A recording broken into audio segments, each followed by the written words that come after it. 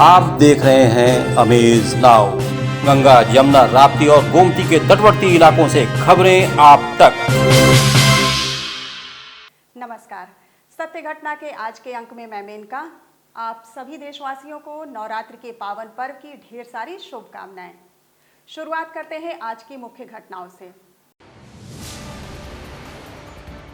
CM योगी ने नवरात्रि के पहले दिन कलश स्थापन कर विधि विधान से की मां भगवती की पूजा। यूपी के गोरखपुर शहर में स्थित 15 ऑक्सीजन प्लांट का पीएम मोदी ने किया लोकार्पण। नवरात्रि के पहले दिन गोरखपुर महानगर के सभी मंदिरों में बज उठे घंट घड़ियाल, दर्शन हेतु श्रद्धालुओं की लंबी कतारें।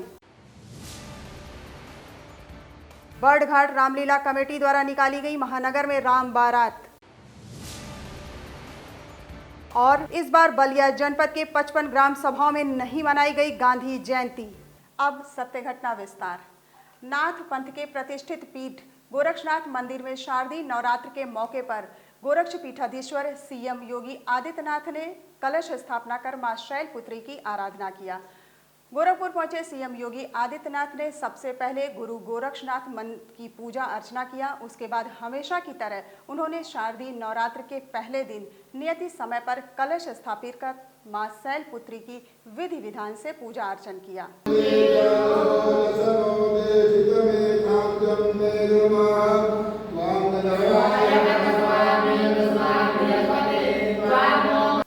कोविड हो या कोई गंभीर बीमारी, ऑक्सीजन के लिए अब गोरखपुर जनपद में लोगों को परेशान नहीं होना पड़ेगा। मुख्यमंत्री योगी आदित्यनाथ की पहल पर गोरखपुर ऑक्सीजन उत्पाद में आत्मनिर्भर हो चुका है। बीते एक साल में यहां के अस्पतालों में 17 ऑक्सीजन प्लांट स्थापित किए गए, जिसकी सहायता से प्रति मिनट करीब 7,500 लीटर ऑक्सीजन का उत्पादन होना संभव हुआ है।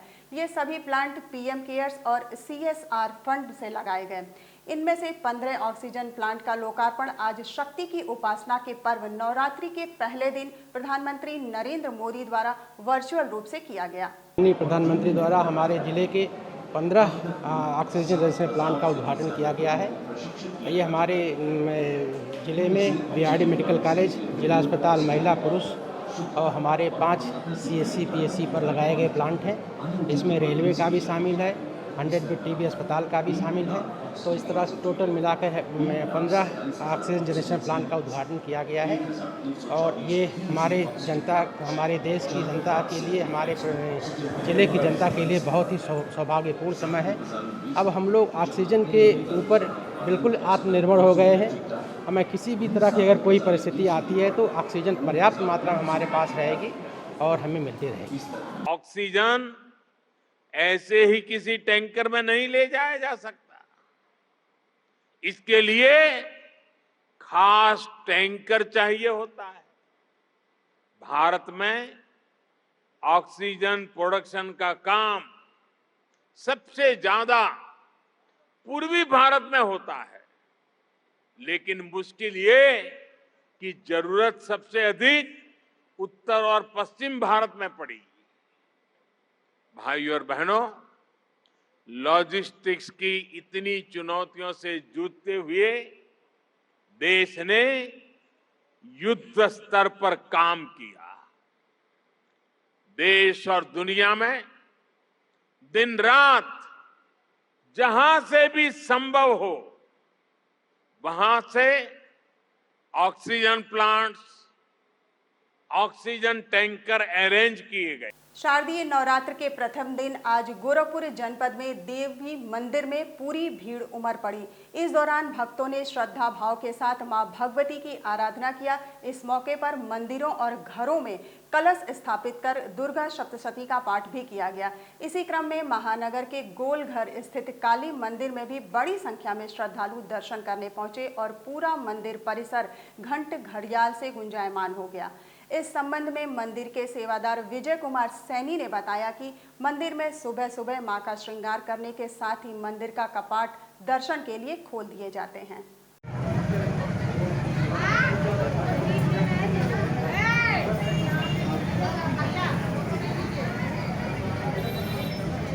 रात में 5 बजे आरती कर दिया जाता है और सुबह शाम ही माता जी का श्रृंगार होता है।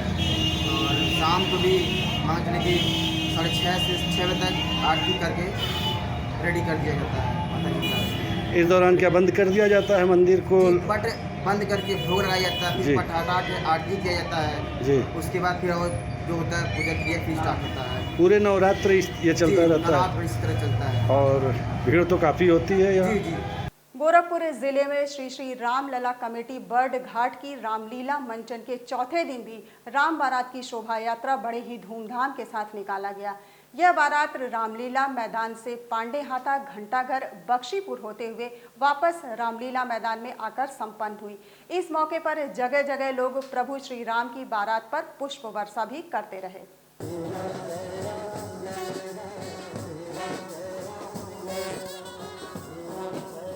पार्वती वेलफेयर सोसाइटी गोरखपुर के तत्वाधान में आगामी 12 अक्टूबर से 14 अक्टूबर तक गोरखपुर ग्रामीण दुर्गा पूजा एवं खेल महोत्सव का आयोजन किया जा रहा है।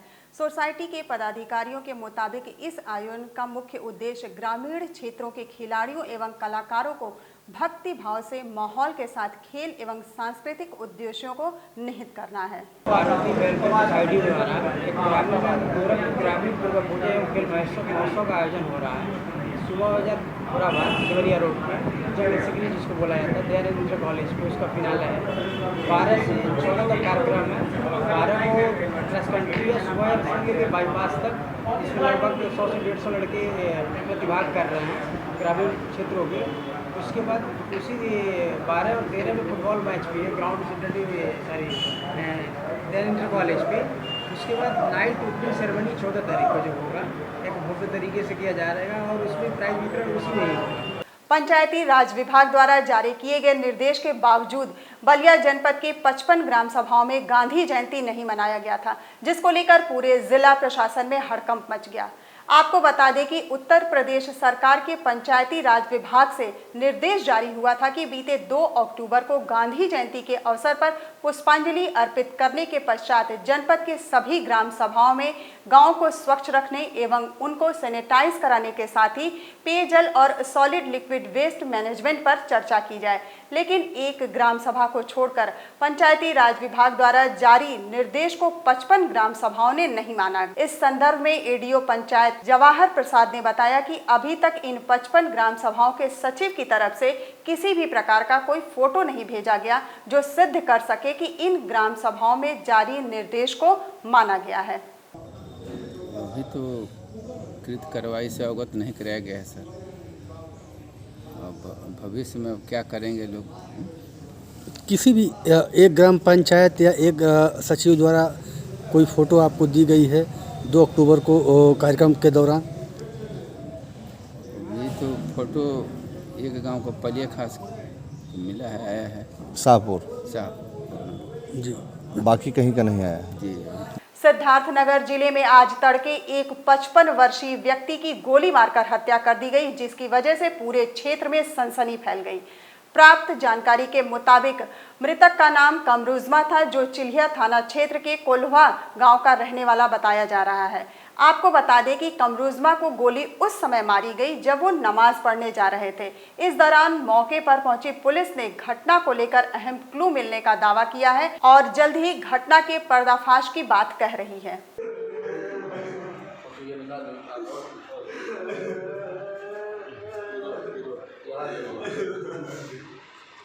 जनपद सिद्धार्थनगर का थाना चिलिया है, उसके कोल्हा गांव में एक मस्जिद है जिसमें एक कमरुज्जमा नाम के व्यक्ति हैं। लगभग 55 साल उम्र है इनकी और प्रतिदिन की तरह ये नमाज़ पढ़ने के लिए आते थे और ये नमाज़ पढ़ने के लिए आज आए हुए थे और पीछे से आकर के किसी ने फायर करके इनकी हत्या कर दिया।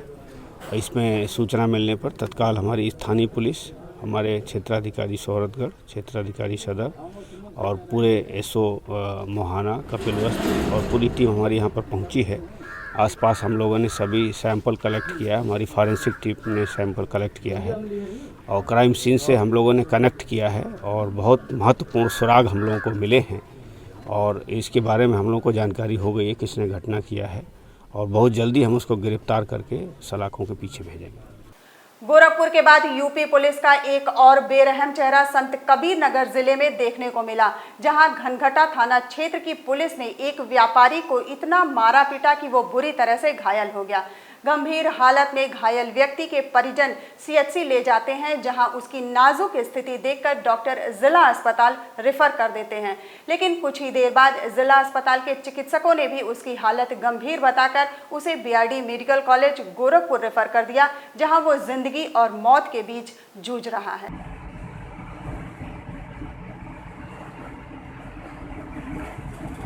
थाना धनगढ़ा क्षेत्र के अंतर्गत लवरे गांव से संबंधित सोशल मीडिया के माध्यम से एक पीड़ित पक्ष द्वारा पुलिस अभद्रता की शिकायत प्राप्त की गई। इस संदर्भ में मुख्य क्षेत्राधिकारी धनगढ़ा द्वारा जांच प्रारंभ की गई है। शीघ्र ही पीड़ित पक्ष से संपर्क करते हुए अग्रिम कार्रवाई की जाएगी। आज के अंक में बस इतना ही। तेज, सटीक और ताज़ी घटनाओं को जानने के लिए जुड़े रहिए अमेज नाउ के फेसबुक पेज, यूट्यूब चैनल और वेब पोर्टल से। अगले अंक में आपसे फिर होगी मुलाकात। तब तक के लिए नमस्कार।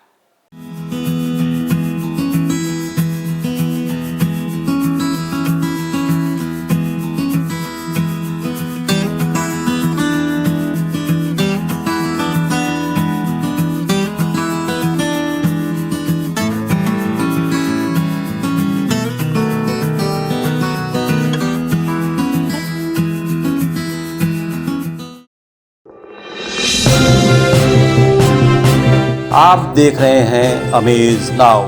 गंगा, यमुना, राप्ती और गोमती के तटवर्ती इलाकों से खबरें आप तक।